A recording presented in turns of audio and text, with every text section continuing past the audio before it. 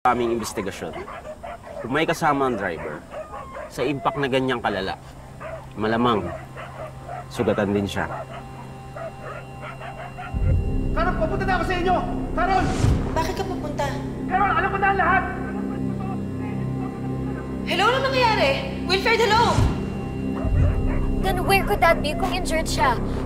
Kung mapapansin po ninyo, may nakita rin kami tama sa likod ng windshield na posibleng galing sa bala. Nabaril ho ba si Wilfred?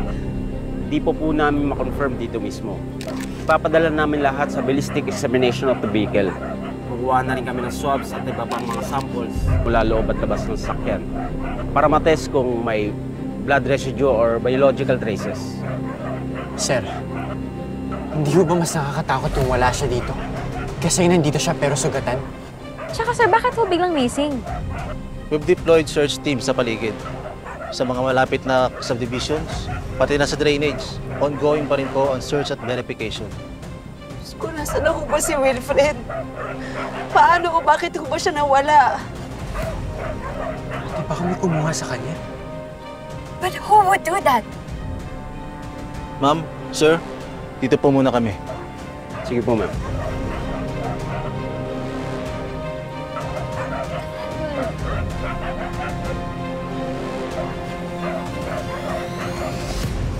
Ano ba yan? Ano ba yan? Para saan ba yung bail kung parang naka-house arrest din pala ako? Nakainis. Oh my gosh, what to do? What to do, Ronnie?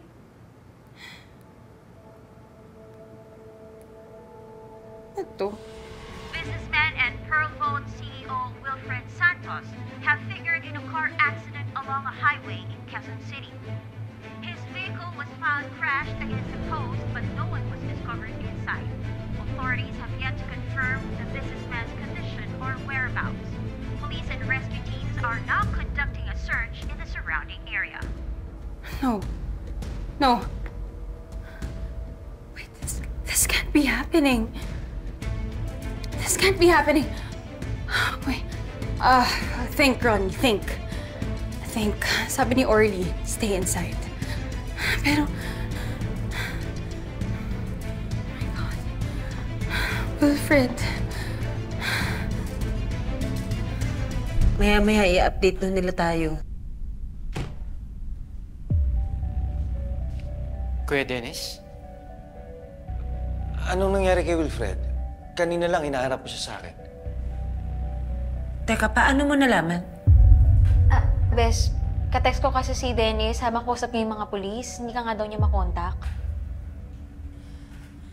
Hindi ko napansin.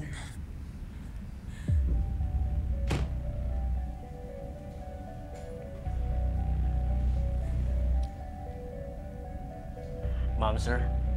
Initial findings po ng crime scene. Confirm po ng tama sa katawan at sa salamin ng kotse ay gunshot. At may nakuha ring basyo ng bala sa mismong kalsada malapit sa pinangyarihan. At base dito, may indikasyon na may taong nagtangka sa buhay ni Mr. Santos. No!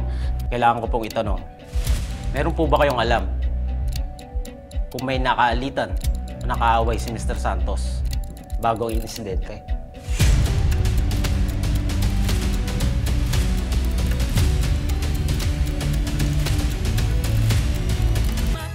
Kung meron ho, baka ako na yun. Aminado naman ho ako na nagkaroon kami ng argument ni Wilfred na nauwi pa nga sa suntukan eh. Meron kasing lumang issue na napag-usapan na nauwi sa initan ng ulo. Pero hindi naman ho lumalayo kasi naawat naman kami agad ni Carol eh. Marami na kaming naging away niyang si Wilfred. Pero kaibigan ko yan. Noon pa. Eh, nasaan kayo buong gabi? Kasabay ng insidente. After that, nag-run ako ng mga errands. Tapos meron akong kinausap sa telepono. Tapos, nakipag-inuman ako sa friend ko. Nandun lahat yun sa logs. Pwede nyo ring i-check yung CCTV ng friend ko. Chief, sa jewelry company ako nagtatrabaho. hindi ako marunong magbasag ng windshield o kaya hindi ako magician para magpalaho ng tao. Sana ho, nakita niyo yung kaibigan ko.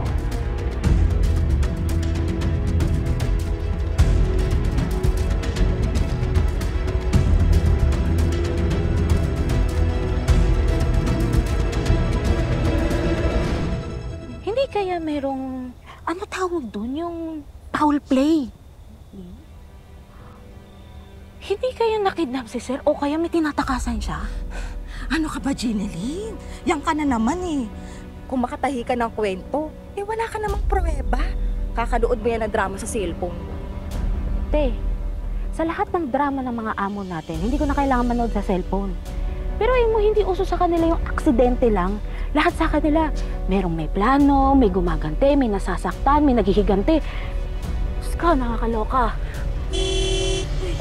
Tao sa likod. Hoy! Kayong dalawa? Kanina pa ako dun sa bahay, nandito lang naman pala kayo. Katok ako ng katok, walang taong lumalabas. Tapos pag-alagala lang pala kayo? Nasaan si Amber? Hindi siya sumasagot sa tawag ko. Kumalma ka nga, ma'am. Wala si Ma'am Amber sa bahay. Then where is she?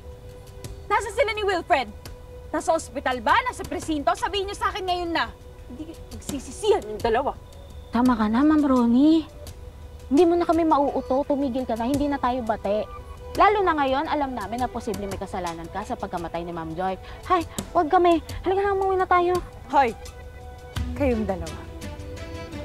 Sasabihin niyo sa akin kung nasa presinto, ospital sila pumunta. Ngayon na. Ayoko. Ayaw mo? Sige. Bukas may headline na. 2 katulong patay sa hit and run. Ano na tayo? Halika na. Sa mundo. Hoy!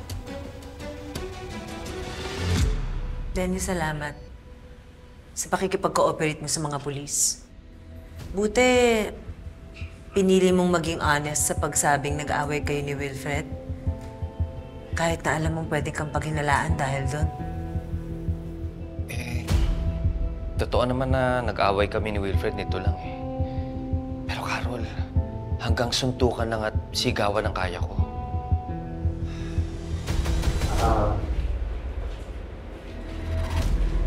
Late na rin, kuya. Baka kailangan nyo na rin akong magpahinga. Kaya na namin dito. Hindi. Dito lang ako. Hindi ako kaalis. Hindi ko kayo iiwan. Baka mamaya may merong mangyaring update eh. Gusto ko ring marinig agad. Kaibigan ko pa rin si Wilfred. Mahirap din naman na nasa bahay lang ako tapos nandirito kayo lahat. Nag-aalala.